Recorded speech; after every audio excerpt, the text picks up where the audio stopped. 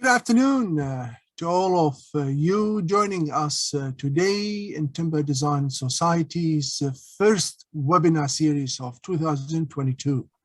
That's second year running. My name is Namir Amsu, member of the TDS Management Committee.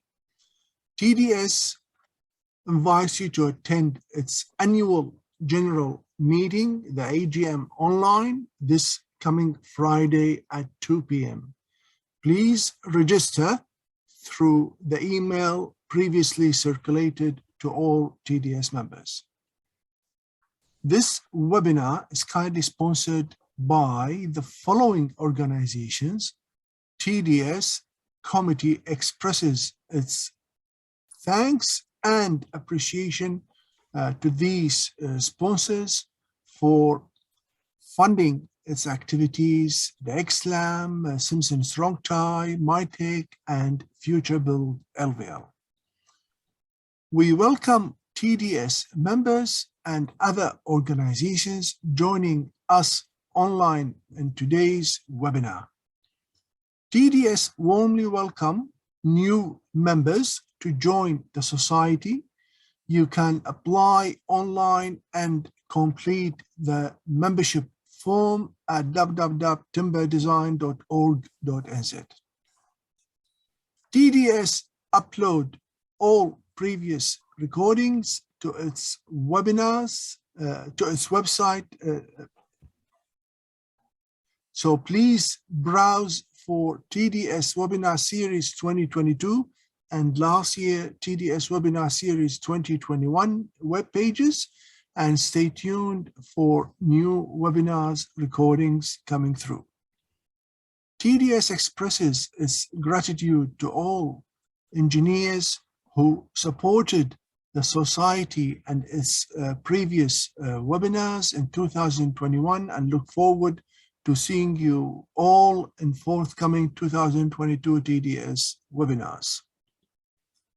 Today is TDS first webinar, as I said, in 2022 by David Carradine of Brands about carbon evaluation for timber buildings in New Zealand using available resources.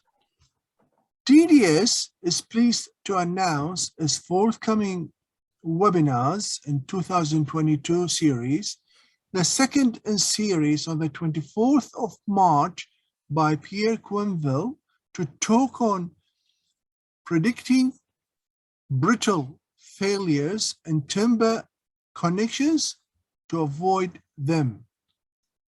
And third in series on 21st of April by Damon Otto to talk on introduction to mass timber construction. And the fourth in series on the 26th of May by Emma O'Neill to talk on from paper to reality, the Te Ara o Puanga, the Mary Potter House apartments.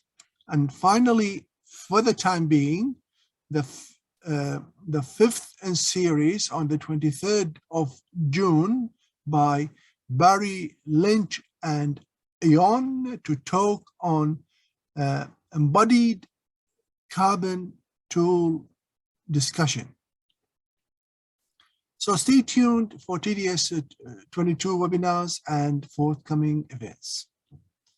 Few housekeeping. David will talk for 40 to 45 minutes. Then we'll have questions and answers from the audience for about 15 minutes before the hour where everybody returns back to work. This presentation recording will be kindly made available by Engineering New Zealand and TDS very soon. David, a little bit about David. David Carradine is a senior structural research engineer who has worked at Brands for the last 9 years on a range of projects involving the performance of timber and other low carbon structures in New Zealand. Prior to that, he worked as a timber research engineer at the University of Canterbury, where he taught and worked with a range of students on projects related to post-tensioned and other engineered timber systems. In order to better understand and quantify the behavior of timber structural systems and connections, David has spent lots of time in laboratories doing experimental testing and in the field testing full-scale structures. More recently, David has been doing research into the seismic performance of structural insulated panels, the SIPs, in conjunction with EQC and working with Brand's colleagues on hybrid buildings that combine light timber framing and other structural systems for use in multi-story residential applications. He coordinated the development of Brand's engineering guide of light timber frame buildings up to 6 stories. That was published in 2019 and has been nearly 2,000 times downloaded from Brand's website. A current project seeks to assess the impact and possible improvement to this guide. Once the presentation is finished, we will have questions and answer session. So please post your questions on the go using the Q&A button in the toolbar below, and it will be answered in sequence. You may like the published questions to determine which goes first in the queue. Thank you very much once again, and please allow me to welcome David Carradine. David, thank you. Great. Thanks very much, Namir, and thanks everybody for attending today. It's a pleasure to be here. As the title suggests, I'm going to be talking about carbon evaluations and looking at some of the different resources that we have available around New Zealand.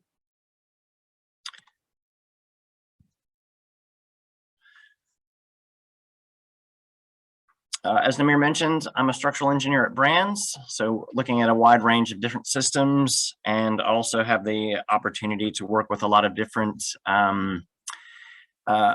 colleagues in different parts of the industry, things like fire engineering and building performance and sustainability and things like that. So this is an opportunity to sort of share a bit of that sort of cross-pollination that occurs at Brands. So what I'll be talking about today is what opportunities there are in different tools, calculators, and things for evaluating carbon in our timber buildings. Really, it could be any kind of buildings in New Zealand, because as we move forward with the requirements and the necessity to evaluate embodied and operational carbon and greenhouse gas emissions, it's really going to be important for all sorts of buildings and all sorts of materials. But I wanted to talk a little bit about timber buildings, as things have been happening in New Zealand and seem to be ramping up considerably in that space. I'll talk a little bit about a survey that I did with Brands back in 2019 on engineered wood products, their uptake and usage, and how that sort of resulted in this webinar. Look at the resources and definitions out there. It seems like when we talk about life cycle analysis and all these various things, that there's some terminology that probably is worth defining. I think one of the issues that we're running across as well in this space is a bit of literacy around carbon and just the issues that are related to it. But if we look at the tools, we'll look at the government, what they've got, what their requirements are as well, in addition to brands and some other calculators and tools that are available out there. And then we'll just sum it up and have a look at what's coming down the track. So timber buildings, they're becoming more common. I won't spend too much time. I think I'd be preaching at the converted in a way here about timber buildings and how great they are. But just wanted to point out, I've been in New Zealand for almost 14 years now, and I've seen a lot of changes and a lot of things happening in the timber building space. For example, as Namir mentioned, my work down at Canterbury was involved with stick and pressed land buildings. And those we've seen quite a few of those come up. This isn't a comprehensive list, but this is just a few of the ones, including the Beatrice Tinsley building at the University of Canterbury, which I think is probably the most recent addition to the post-tension timber building list. Cross-laminated timber, CLT, I'll assume everybody knows what that is. Another material made with timber that is becoming more and more common. Certainly around the world, it's gained a lot of popularity over the past few decades, and we're now starting to see it becoming more frequent here in New Zealand. Couple of buildings there, and just thinking that the Auckland City Mission is quite a significant building for New Zealand. I think it's 9 stories, so for timber, that's quite an achievement, and certainly for New Zealand, that'll be our biggest timber building. I know they're doing bigger things overseas, but for us, it's quite impressive, and just the fact that we're going to those sorts of extents with these types of buildings is an indication that while timber has always had a significant share of the residential housing market, it's now starting to show itself in the commercial, multi-unit residential, and other types of applications. So additionally, there's also hybrid type structures, and this could be hybrids of timber and other materials, but also, these are a couple of examples of hybrid buildings that use different types of timber systems. Clearwater, for instance, has light timber frame, plywood shear walls in conjunction with CLT, in conjunction with LVL portal frames. So it's not a matter of just using one type of timber system, but rather trying to look at different combinations and ideally optimizing how those materials, those timber systems can work with each other. We've also got quite a few innovative structures. We've got innovation in the connection space, how we provide seismic resilience for timber structures, as well as just looking at how the components go together. You see there an image of the Scion hub in Rotorua, which is gaining a lot of acclaim in New Zealand, but also internationally for its structure, for its architecture, and its form. So we're certainly punching above our weight, I think, in terms of what we're doing in New Zealand. And it's getting not just local, but also some international acclaim. So again, just some examples of the different things that are going on in timber buildings. And as we see more of that, the necessity to be able to evaluate how those buildings will perform on an environmental scale is also going to become critical. So I mentioned a survey that was done back in 2019 on the uptake and usage of engineered wood products. It was a fairly short questionnaire, but we did get a lot of responses and also had a pretty wide range of participants in that, as you can see here. Nice thing was that we had a lot of commentary and a lot of input from the participants on their thoughts around engineered wood products and what was happening in the industry. If you're interested in the full report, you can see the link there, and that's available on the brand's website. So the takeaway from that, or looking at why it's important, is we're asking questions about how are people using engineered wood products, what applications, what are some of the barriers, how could we increase their usage and uptake. And as you can imagine, some major themes started to come across when we're asking those questions. And there's just a list. Of course, cost is always one of the top ones. But for us, the fact that there seemed to be a need for more information, more education, a better understanding of timber buildings, timber systems, and the environmental impacts as well. So from that came some recommendations. And again, sort of at the top of the list there was more information, education, and tools as well. And that came directly from the responses. Essentially, that's what people were saying, that they, in their view, that was some of the things that would help increase uptake, reduce some of the barriers, and basically allow us to move forward with more timber buildings in New Zealand. And again, part of that definitely had a focus on the environmental aspects. So that to me led to an understanding that what we really need to do is start putting together the resources with the people who are needing it. And I did do a webinar back in 2019, late 19 or early 2020, around looking at resources and trying to draw together the folks with the resources they need. And so to me, the webinar today is along those same lines, trying to provide an example and point you in the direction of some different resources we have, this time specifically around the carbon and embodied carbon, operational carbon life cycle information. So a little bit just on the motivation here. If you have a look at the MB website that I've got listed there, you'll start to see that there are movements afoot, and I think you will also be aware of it just from the media and different things, that there are climate change goals that are becoming more important. We as New Zealand have signed up to the Paris Agreement, which is looking to be requires or dictates that countries be net zero carbon by 2050. So that sounds like a long time, but it really isn't very far away, less than 30 years. And so that has resulted in a number of things, but the Building for Climate Change program is an MB program, and it's looking at whole of life embodied carbon reduction. That's part of it. Transforming operational efficiency, so that's how buildings perform, but then also looking at adaptation and how buildings will adapt to different aspects of climate change. So not just about the carbon aspects, but also how buildings will need to adapt. So kind of stepping back a little bit, the big picture from this climate change program is really looking at healthier buildings.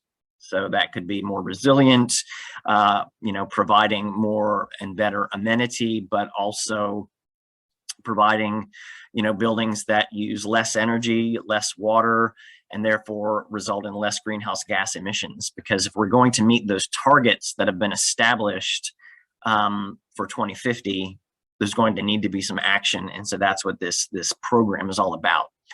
And it also looks at things like reuse and recycling. So when we start looking at end of life of buildings, and it's important to be able to understand some of the options. And that's, again, part of the literacy, I think, that needs to be put on the table so everybody can understand what we need to do and what options there are for reducing greenhouse gas emissions, for improving the health of buildings, resulting, again, in improved well-being for the occupants.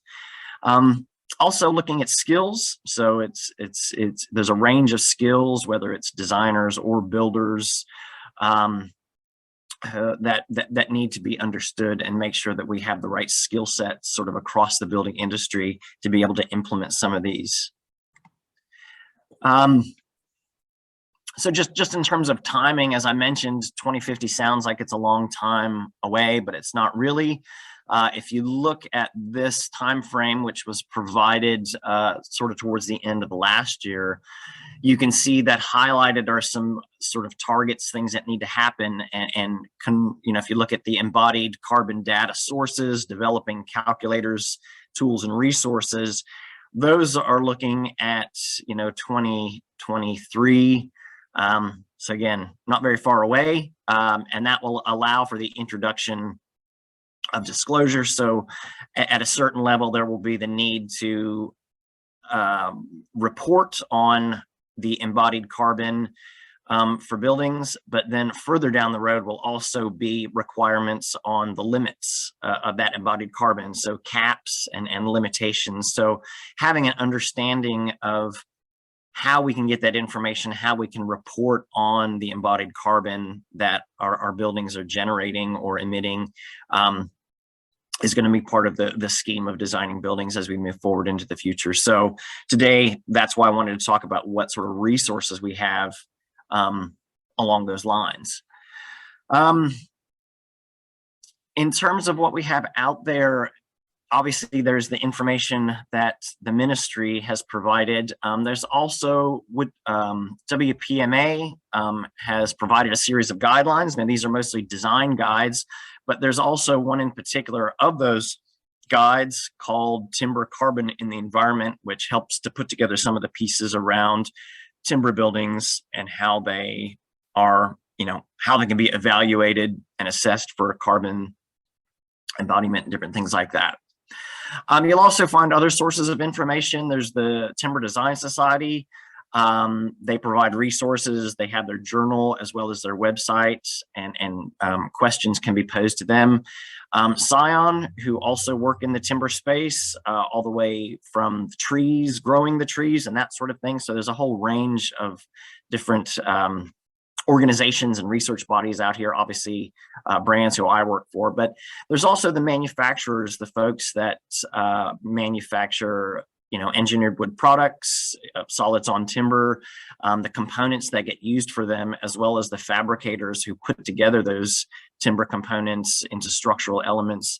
They all have various resources around the products they use, the products they make, their own processes around combining other products. And if you go to their websites, you can also, have resources there about what they're doing and how their systems can be evaluated for carbon. So just a couple of definitions. LCA, life cycle analysis. I'm sure a lot of these will be familiar to you, and I may be just sort of repeating stuff that you already know, but just wanted to get us on a level playing field, really. LCA looks at the environmental impacts. So CO2 emissions, there's other greenhouse gas emissions, there's other sort of parameters and impact factors that get evaluated when you're doing a life cycle analysis, including global warming potential, energy use, water depletion. So the thing about life cycle analysis is really is intended as a whole of life evaluation. So it's not looking at a snapshot of the existence of a building, but really looking at the products that go into the building as well as the building itself, how it performs, and that's over its lifetime, even to the point of being demolished or deconstructed. Now, within that come a couple of different aspects, and I say carbon, but as I mentioned, there's a number of environmental impacts that get evaluated when doing these types of analyses. If we look at CO2 stored in the materials, well, that's embodied carbon. So manufacturing, transporting, even installation can include carbon that's either stored or emitted during those activities. And so that ends up with a rating, really, or a tonnage that we can use to evaluate and then compare different buildings. So that's embodied carbon, that's in the materials. We then have an operational carbon, which is really emitted during the building occupation and operation. So once the building is up and running, sort of from day one, how does it perform and what sort of energy and water usage, even things like repair and maintenance. So that could be painting or replacement of different aspects of the building. If in the event that it needs to be refurbished, changing from a office building to a series of shops or even residential, we've seen that happen as well.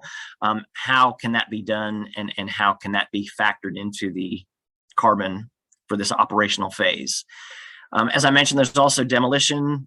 So if we think of end of life, there's waste generated there potentially. And then also things about reuse, recovery, and recycling. So those are really the operational aspects. For looking at materials and making comparisons, there's these things called environmental product declarations, so EPDs. And people, when you have a system or a product and you want to get it evaluated, you look to a third party to develop that. And these are the inputs essentially that get used for life cycle analysis. Now, they are based on international standards, so it's not a matter of everybody sort of coming up with their own, but there are standards for them and there are regulations around that. And that's why that's why they can be useful for comparisons, because it is essentially a level playing field. There are some uncertainties around it, but essentially there is a system internationally in place for how to provide these things. So similarly, the LCA process itself is based on international standards. So it's not a sort of home cooked thing that everyone makes up themselves, but rather a holistic view of looking at building. And I pulled the image there from some of the MB documentation, but you can start to get an idea about all the things that are factored in to a life cycle analysis. And often you hear the term, cradle to gate, or cradle to grave, or cradle to cradle. And it really depends on what phase of the life cycle of the building you're looking at. And while ideally LCA looks at the entire life cycle, there are times when we want to look at sort of parts of that system, parts of that cycle, to be able to get an understanding and be able to compare how buildings might perform for making different decisions. So also just listed there some of the different factors. We always say carbon is the big one, but there are other factors that come into play and they get analyzed. I think still carbon is the kind of the big ticket item that we look at mostly, but these are some of the other things that get included with a comprehensive life cycle analysis. So it is whole of life. That's great. And that, again, the more comprehensive, the better. But what that means is there's a lot of information required. Even for a relatively simple building, there can be a lot of data needed to look at material quantities and different things like that. Which also means it can be calculation intensive. So this isn't, if we're doing a life cycle analysis, it's not necessarily the back of an envelope kind of thing, but rather something that takes a good understanding of the building, the materials being used, as well as the systems for construction and even their performance over the long term. But there are uncertainties, even though we have standards and ways of looking at this. Different materials can respond differently.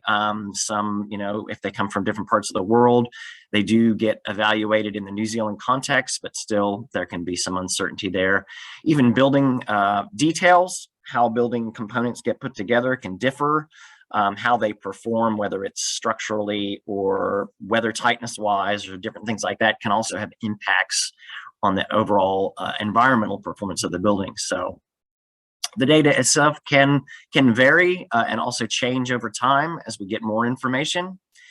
And as I mentioned, in terms of angles and scope, it depends on what part of the process we're at in looking at designing buildings, and really the scope of the analysis that can also provide some uncertainty. And there are occasions where, looking at one part of the picture tells a different story than looking at another part of that life cycle analysis. So you do have to be careful. And that's why, again, ideally you look at it from end to end, but there are times when it's useful to look at portions. So, early design stages and decisions, we can look in those stages to try to make decisions about structural systems or even building forms. That would be preferable. What about just the materials? What impacts does that have? And then also structural systems. So as we look at those hybridized systems, opportunities for optimization and different things like that. And more and more, it's always been the case. It's great to come up with options and different materials and environmental impacts, but what is it going to cost? And that's always a big question. So it is an important part of understanding how the building performs, because it always factors in. So I mentioned that Building for Climate Change program. In terms of resources, there is a technical methodology, and it should be available now. It will be available on that website that I provided earlier, and I do think that you should be able to pick that out of the presentation. But if anyone needs any of this data and can't find it, can't access it, just let me know. But my understanding was it was going to be out quite imminently, so it may be sitting there right now. If not, it will be out there very soon. So that's essentially, again, looking at an assessment, but from an embodied point of view. So looking at the materials used to develop the building. Um, so what do we have at Brands? Well, we've got LCA Quick, LCA Play, Construct, Compare, and Core. Those are really the tools, but there's also the transition to the Zero Built Carbon Environment Program that seeks to pull together resources and provide a collaborative platform for the research in the space. So just kind of skim through these a little bit. LCA Quick certainly would be the most comprehensive tool that Brands has available. It is Excel based, it is free, and it can be integrated with BIM data. In fact, it takes quite a bit of input data to make it work effectively. It is whole of life, so it does look at embodied and operational energy sort of from one end to the other. Nice thing is that there is training and support for different projects, and there's also reference buildings, because I think some of these things get to be if you don't know what sort of targets and what sort of references you have to compare things to, if you just come up with some numbers, it's not as sort of helpful. But having comparisons, having that range of impact factors and how different decisions affect that are very important. So LCA Quick is out there. I'm sure some of you have worked with that before. There is support, as I mentioned, so there's presentations. There have been occasions, Brands will come to different consultancies and do demonstrations. Even providing help on a project is potential. Again, just some websites there, whether it's the tool itself, training videos, questions on it, or if you're looking for some more direct help, you can look at any of those 3 emails. I've included Jared's and Dave's emails, as well as the developers and the people that use those quite often. Also would like to thank them for their input into this presentation. So LCA Play is really sort of a preliminary tool. If you were thinking about LCA Quick, you might want to try LCA Play first. Mostly for comparisons. It doesn't have the high level of data entry that LCA Quick does, and is more looking at building forms, concept design, so more along an architectural sort of line. There's not entering data, but rather pull down menus and that sort of things to make decisions. But does provide some comparisons, and would be used at an earlier design phase. And then from there, you could move on potentially to LCA Quick or some other tool. Brands Construct is really a database of EPDs and other information to provide embodied carbon information and energy as well. Based on EPD data, it is updated annually. And it's worth noting that there is some variable quality in the data, but it is flagged. You can see in sort of the lower right there that there are different ratings to the quality of the data. So depending on the source of it, how applicable it is to New Zealand and that sort of thing. But you have an indication which allows you to then, build in some level of understanding of uncertainty with what you're doing. So a couple other tools. There's Core. It is strictly residential, and what it provides is a per square meter carbon footprint, based on different constructions. Most of those have come from the Brands Home Insulation Guide, but also there are some passive house options in there. So essentially you pick the systems that you want to use, and then you get provided some information, your carbon footprinting sort of per square meter. It does look at a bit broader context. It looks at, for instance, the exposure zones. So depending on what sort of corrosion levels and that sort of thing you might end up seeing. So looking a little bit broader at some of the work that's done around Brands and trying to incorporate that into this tool is what's been done. But again, more on the purely residential side. If you look at Compare, it's simple. Also looks at offices, so sort of broadens the range of buildings, but is much more of a benchmarking tool. So in one sense, not quite, it's not providing that square meter rating, but rather looking at different options, has a limited number of buildings that you can compare, but is good for early decision-making options. So I mentioned the transition to a zero carbon built environment program at brands.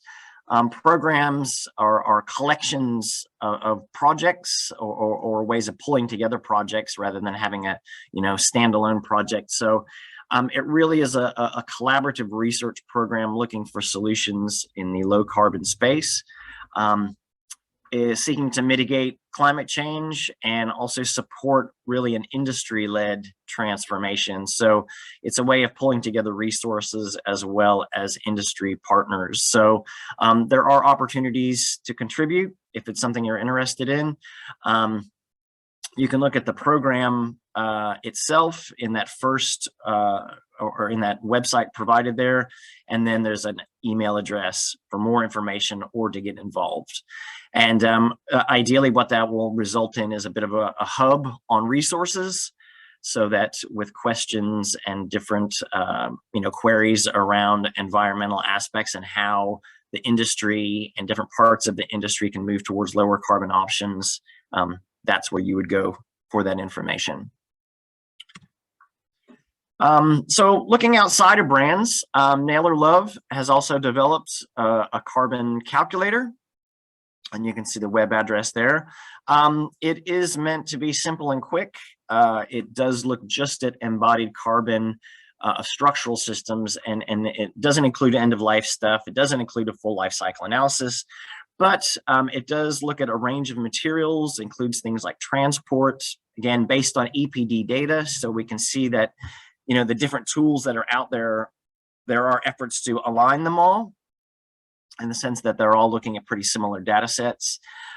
You need to know quantities, and from there you can look at different combinations and different building systems for up to 3 buildings. And so it allows you to do a quick comparison of what they're calling the upfront carbon. So the carbon that would be present sort of at the outset of a building's life, and to make decisions based on that. So again, simple, quick, but useful. Under development, which will be out quite soon, later this year, I think towards the middle of the year, maybe July or so, there's a program or a package, a series of tools really from VQuest, and looking at it from a slightly different perspective in that looking more at the interactions, things like weight, carbon, and also cost, because as mentioned, and as I'm sure you're aware, the cost is always going to be a critical question. We can make changes to our carbon footprint, but there's potentially costs involved. They had a good discussion with those guys, and they mentioned it's ideal to get it introduced early in the design process, but also some of the versions allow an integration with your design so that changes made as you're going along with the design can be integrated, and you can monitor your carbon costs and even weight implications of making changes as you work through a design process. So then some of the options there will include incorporating it with existing design tools. So if you've essentially got a model created in SketchUp, Revit, something like that, you can then integrate that with this, and as I mentioned, make real-time changes and be able to compare options as you go along. So they also include things around optimizing systems, optimizing choices and decisions, and hybridizing. So it's not a matter of just choosing one system and using that throughout the building, but actually having the ability to use the best system for the best place. And that could be concrete, steel, timber, different timber systems, that sort of thing. It also does include reference buildings, so comparisons can be made, and allows you to investigate options. So, you can see where your highest, lowest carbon options are, and then see also how they compare cost-wise. So, speaking of that alignment, it does, looks at the brand's data, I think probably from Construct, and aligns with existing EPD data, which is something that's quite consistent throughout the various tools. So it is aimed at looking across the industry, so not just the engineers or architects, but rather a range of different parts of the sector, and also allowing for different users different depths of information. So on the one hand, tool available for feasibility investigations early in the design process, talking to developers, clients, and that sort of thing. But then as the design process proceeds, as I mentioned, integrating those models that get created with their software to be able to analyze things on the go. So potentially in the future, it might link with LCA Quick. So there's some options there. As mentioned, it is for embodied energy only. So again, it's not the full life cycle with the operational, but it certainly has a lot of options for looking at embodied. So information, there's the website there, and more can be found. Additionally, we've got the New Zealand Green Building Council, and you may be familiar with Homestar and those sorts of evaluation tools, but they have also developed a embodied carbon calculator. So it allows for embodied carbon evaluations and does look at cradle to cradle. So that would incorporate, end of life and even demolition and reuse, that sort of thing. It is looking at traditional home construction, houses, so light steel, light timber framing, that sort of thing. The idea was that it would be openly accessible, easy to use.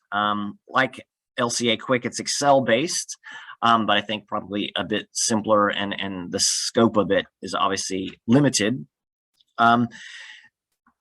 Just thinking of some of the rationales moving forward, as we want to have ratings for houses and other buildings, these kinds of tools are going to become increasingly important. And as noted here for the recent version of Homestar, if you want to get a rating in the higher ranges, the higher star ratings, then you're going to have to do a carbon calculation.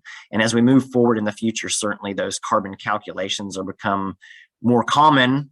As I mentioned previously, at one level for consenting, you will need to report on those calcs and results, but then at a later date, you will also need to achieve some sort of limit or cap on those. So certain values must be met. So not doing too bad on time here. In summary, and I should say that I don't think I've comprehensively talked about all the tools that are out there, because I'm sure there are others. Even international options. Obviously, care needs to be used when looking at something that's not developed specifically for the New Zealand context. But there certainly are other tools and resources, but I've tried to give you some examples here and some of the different options for greenhouse gas emissions and some of those calculation methods. Different levels of input are required. Some, really it's pull down menus and making, looking at different decisions very early in the design process. Others can require essentially a full, BIM model where you have an understanding of the quantities of all the different materials. And then, there's different things sort of in between those. Additionally, your outputs will be different and will vary sort of depending on which tools you use. How much of the life cycle do you want to look at? Is it the whole thing? Is it just embodied? Is it embodied and operational? What stage in the design process are you, and where are you trying to make decisions? So those are the sorts of things that will help you decide which of these tools is the right one to use. As well, looking at user preferences. Some people would prefer a web-based application. Some people would prefer to use an Excel-based or are very comfortable in that space. So it kind of depends on the user as well. So looking at the future, one of the things that really hasn't been addressed so far are things like services and fit out. So as we know, those make up a significant portion of a building, or they can. Certainly in the structural realm, non-structural components are becoming increasingly important, and understanding how they perform during an earthquake, for instance, is critical. Christchurch was a great example of showing that, structural performance isn't necessarily the same thing as non-structural performance, and the latter can be quite costly. So services and fit out, again, in that sense, they also have an environmental impact, and we need to understand that if we're going to make good decisions about the buildings that we're designing. Research is underway in that space, so keep an eye out for it. MB guidance and methods, as I mentioned, there's one sort of hot off the press now, but more will be coming. So keep an eye in that space as well. Some of the things that may be coming down the road, you know, I mentioned the alignment that's being sought, you know, as these different tools are developed. I think the ideal is for them all to tell similar stories and therefore be using consistent data sets. So who knows, maybe something cloud-based where they could tap in and we'd all sort of be looking at the same data all the time, including updates and that sort of thing. And as we see more regulatory, you know, actions occurring, maybe we'll also end up with verification methods, a little bit more regulation around how we need to do this, which methods we have to use for certain parts of the consenting process and that sort of thing. So those are some possibilities. Say too, if you want to dig into this a bit further, in particular, the tools and calculators that Brands has developed, there's a series of webinars. The dates haven't actually been set yet. I think it was supposed to be a roadshow of sorts, but as we know, we're not having too much luck with those these days. But they have established there will be webinar series, potentially starting April, May this year. So keep your eyes open and check the Brands website for that sort of thing. With that, I will say again, thank you for your time. And I wanted to thank all of the folks who took the time to share information and their systems and products with me, because it's been very useful. So thank you, because without them, it would have been difficult to put this together.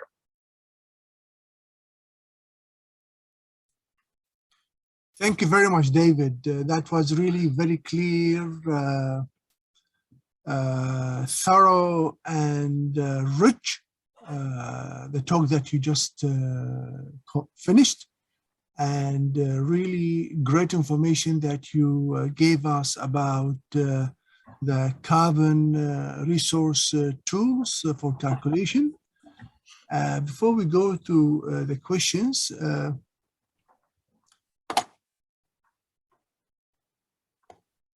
and having said that, where we are at right now in terms of using these tools, whether it is like a mandatory requirement by MB or like just like a tool that can be used by architects or engineers, David? Oh, well, I mean, I think at the moment, regulatory wise, there's not a requirement at the moment, but it's coming.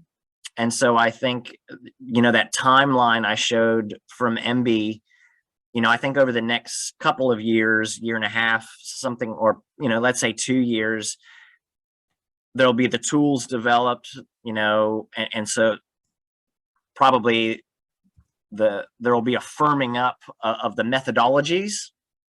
But I think beyond that, there certainly is a good likelihood that, you know, initially you'll need to report on your carbon emissions for a building. And then following on from that, there will be established limitations. So there will be, you know, I'm not sure exactly what that's going to look like, if it'll be a go, no go, like, oh, you know, you've got too much carbon in this building, you know, or you've emitted too much, or if it will be you know, a means of sort of having criteria and then having ways of mitigating it and that sort of thing. But at the moment, I don't think the regulations are in place, but they are coming. And again, we've got those targets. So 2050 is not that far away. And so there will need to be some mandates around, you know, how our buildings are performing. And you mentioned engineers and architects. I think the different tools really are catered to different aspects, so different parts of the design process. And I think those will probably, get developed more as they go along. But I think, something like LCA Quick could be used by a range of practitioners. Some of the other tools might be more suited to the engineers or more suited to the architects. Just depending on, again, sort of where you are in the design.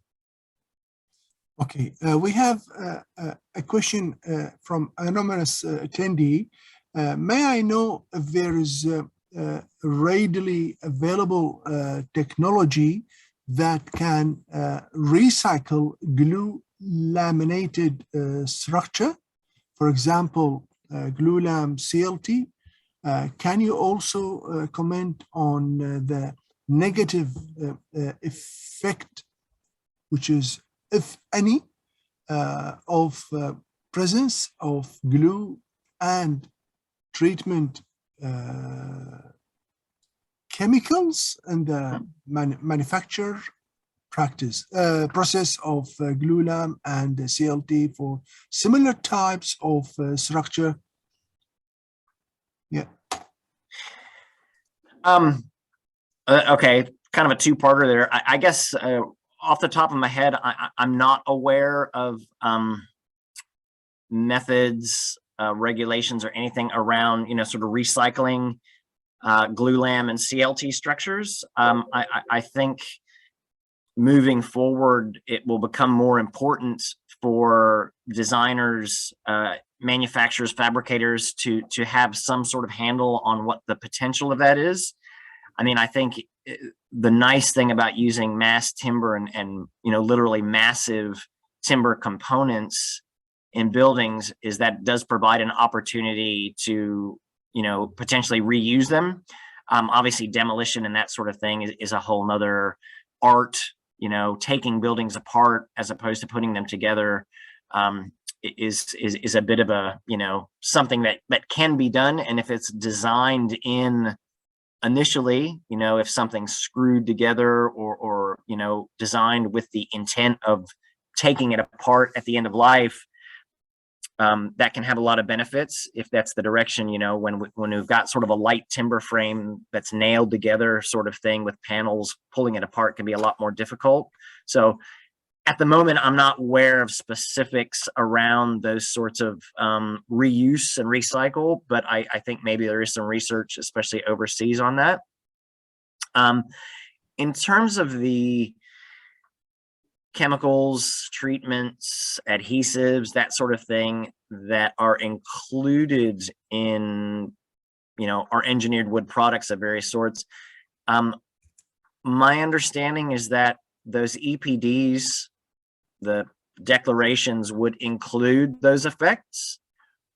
So in essence, if we had a solid stick of timber of a certain, dimension, if we then look at a similarly dimensioned piece of LVL, that the potential is there for there, to include the adhesives, as well as then saying, okay, well, now we're going to treat it. I mean, assuming they might get treated similarly or maybe differently, but I think those EPDs do include the adhesives and potentially the treatments. Okay, now another anonymous question. Does any of the carbon calculation tools taken into consideration the ultimate end of timber when it can't be recycled, upcycled anymore, and then left to decay? The guy had provided a link which you can check later on. Yeah, I mean, most of the tools I mentioned, did not look certainly at end of life. I think probably worth asking the developers of LCA Quick how that gets incorporated. I mean, it is supposed to be comprehensive. I just don't know to what extent it includes those things. But I think because it is whole of life that it would include some of that. I don't really know the details. Okay, another question from Ivo Devoked. It seems that this is something that would be covered by an architect, as you explained just a while ago, particularly for residential design, given the architect generally has the most input on materials and process. Where do we see engineers getting involvement in carbon calculations? I think you have answered this question. Yeah, I mean, I think the engineers get involved. Obviously, if they just, if someone comes to them and says, I need you to engineer this structural system, unless they say, well, hey, have you thought about this instead? Because it's a lower carbon option, there's not that much opportunity. But yet, if you're working with them at early stages in the design, with the architects, with the developers, then I think you have more opportunities for the engineers to get involved and to provide some of those options, and maybe even consider some of that optimization like the VQuest tool has available. Daniel had also asked another question: who is typically expected to be carrying out these calculations for the green star ratings? Would it be that's the same question, to be the architect or the engineer? I think also you've mentioned that as well. Yeah, I think it would fall with the architects. I mean, and I guess in the future, as it becomes a consenting question, it will still fall with whoever's submitting the consent. So yeah, if not the last, Nick Carman had asked, timber decay in a forest environment is very different to decay in a large fill environment or other buried situation between, but yes, keeping the timber products solid for as long as possible through initial building use and the various reuses, cycles or down cycles is option number one. I'm not sure I got the question in that. I mean, clear.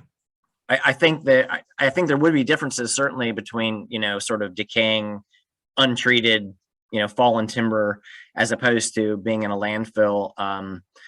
I don't know sort of the different, how you would sort of quantify that. But yeah,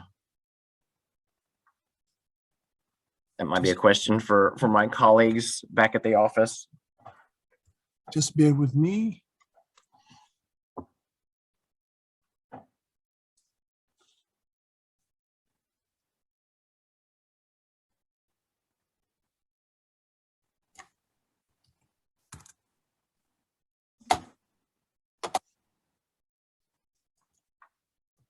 There was a problem. Now, Kate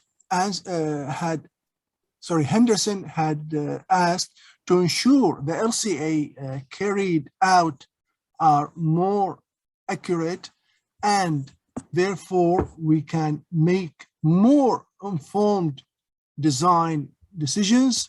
Will there be an eventual mandate? I think we have also mentioned that by MB for suppliers to provide EPD data on their products. Yeah, I mean, I think moving into the future, and lots of manufacturers already in that space. I mean, it's kind of one of those things where if you want to, if you want to be a part of the landscape, you're going to have to provide the information. I mean, I think in the future, if someone says, "Oh, I don't have an EPD," then then how do I calculate the carbon for this building using your system? And I might have to use something else. I mean, I don't know what other options there would be other than that. But yeah, to me, that sort of seems the way that things are going to go. Okay, Geert had asked regarding negative effects of chemicals, etc. The same question can be posed for treated timber, H1.2, etc. I think so. I mean, I guess there's what we can quantify, you know, in an EPD, for instance, I think would be the carbon footprint of the treatment, you know, because we'd know how much is in the timber. So per volume, you would know. I guess if there's other issues, environmental issues further down the road, I mean, you know, I'm not sure how that would come into account. I mean, I guess in general, we assume that if the timber is treated, that it provides a durable structure that will, you know, survive the life of the building kind of thing. But yeah, I think that, again, those treatments do get incorporated within the EPDs for treated materials, whereas, you know, untreated CLT will have a different carbon footprint than treated CLT of the same dimension and size, that sort of thing. Okay, Kathy Simmons asked, she said, yes, WPMA for New Zealand timber products includes impact of treatment, and she gave a PDF link of, I think, the EPD as well, as you mentioned now. Okay. I don't know, that link, maybe you could check it later on. Thanks for that. Tuyala had also asked, when is the best time to perform these carbon calculations? Is it during construction, during operation, or throughout the life cycle of the building? I think this is a good question. Well, I mean, I think probably, I mean, ideally, we'd be looking at throughout. I mean, I think, you know, as I mentioned, there's different design stages, and the encouragement that I got to articulate, you know, was that earlier the better. So, you know, early design phase, you look at certain aspects, help to make some decisions as the building is being designed. If you can, you know, again, be monitoring those decisions, but in terms of research, to be able to evaluate the effects over the life of the building, I mean, that's the kind of thing that would be ideal. You know, how we do that is, yeah, longitudinal research is very valuable, but it's can also be, you know, there's a cost associated with it. But yeah, I mean, I think looking at it very early and then sort of monitoring it has some benefits for sure. David, that was the last question. Thank you very much for your time today. Okay. Well, thank you, Namir. Very good audience. We had a lot of people attending today, about 400 people. So that was good. And we look forward for the second talk by Dr. Pierre Quenville next month. Thanks, David, once again. And thank you, Enjoy New Zealand, for your host. And see you later. Bye. Bye. See you.